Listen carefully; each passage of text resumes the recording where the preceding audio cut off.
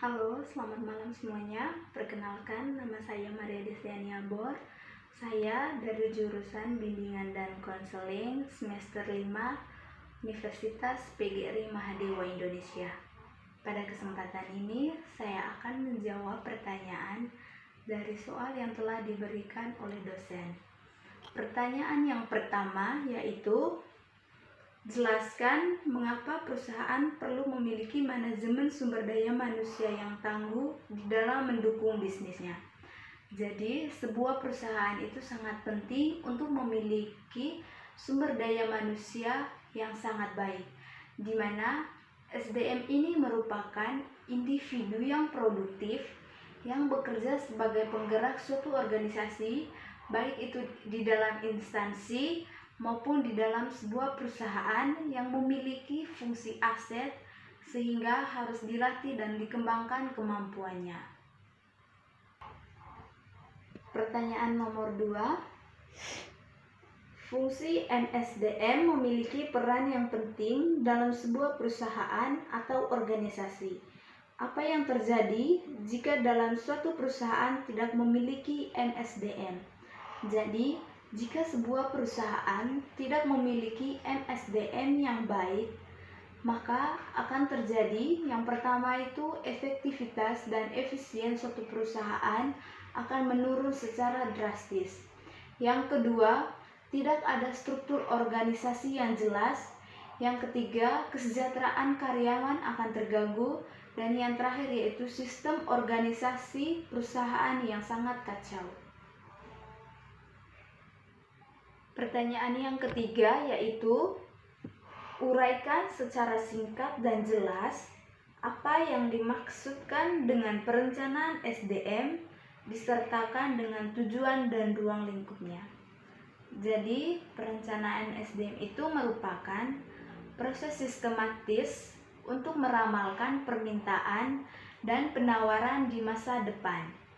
Kemudian, tujuan dari perencanaan SDM itu yang pertama, memperbaiki pemanfaatan sumber daya manusia.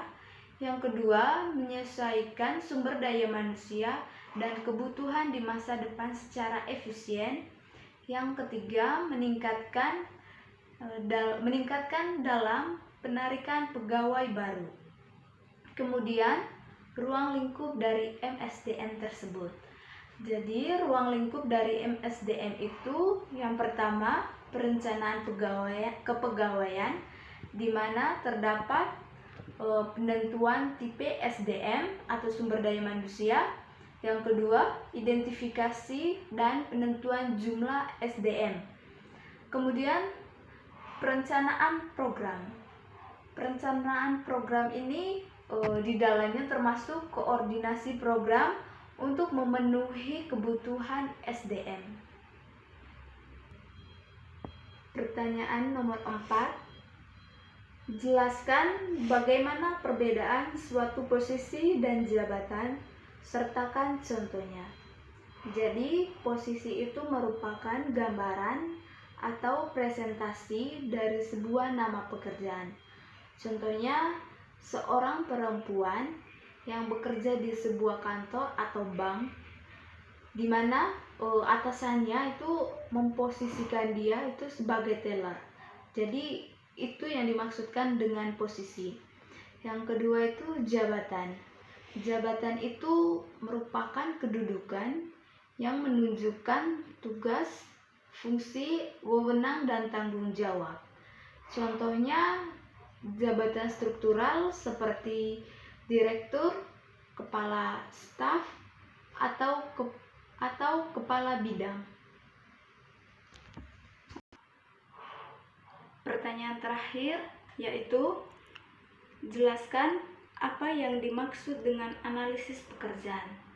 Jadi, analisis pekerjaan adalah sesuatu yang sangat penting untuk menetapkan persyaratan SDM atau suatu prosedur untuk menentukan tanggung jawab dari keterampilan yang dilakukan untuk sebuah pekerjaan.